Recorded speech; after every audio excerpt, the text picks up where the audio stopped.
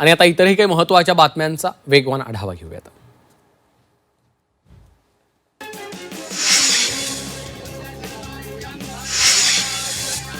हिंगोलीच्या औंढा नागनाथ मंदिर संस्थाननं भाविकांसाठी दिलासादायक निर्णय घेतलाय.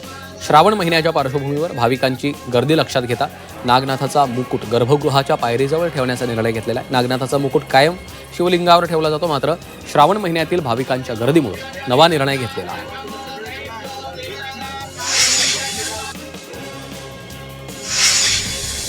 गोवा महामार्गावर 20 ठिकाणी अपघाताचा धोका आहे. पळसपे पोलादपूर दरम्यान 17 अपघात प्रवण ठिकाणे, रत्नागिरीतील खेड भोसते हातखंबा तर सिंधुदुर्गातील कणकवली जाणवली ठिकाणांचा यामध्ये समावेश आहे.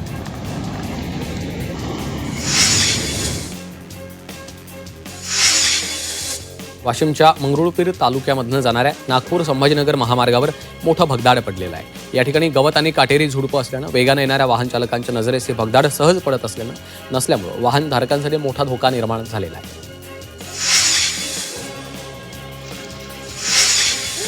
अलिबागमधील खुटल ठाकूरवाडीमध्ये अजूनही रस्ता नाही आहे. पावसाळ्यामध्ये ग्रामस्थांनी पाण्यातून प्रवास करावा लागतो.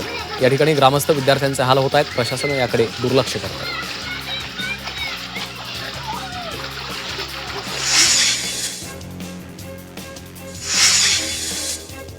नाशिकच्या सटाणा शहरातील खड्ड्यांवर व्यंगचित्रकार किरण मोरे यांनी व्यंगचित्राच्या माध्यमातून प्रश्न उपस्थित केला.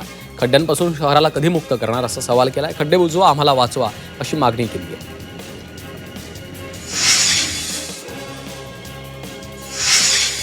मालेगाव तालुक्यातील चिखल ओहोळ गावातल्या लोकांनी 5 वर्षांच्या प्रतीक्षेनंतर सुरू झालेल्या गावाच्या मुख्य रस्त्याच्या कामावर आता ग्रामस्थांनीच प्रश्नचिन्ह उपस्थित केलं.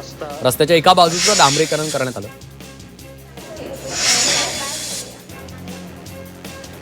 भंडारा जिल्ह्यातील साकोलीमध्ये जागतिक आदिवासी दिनानिमित्त रानभाजी महोत्सवाचं आयोजन करण्यात आलं. स्थानिक पातळीवर सहज उपलब्ध होणाऱ्या तब्बल 45 प्रकारच्या रानभाज्यांचं या महोत्सवामध्ये प्रदर्शन आणि विक्री करण्यात आलेली आहे.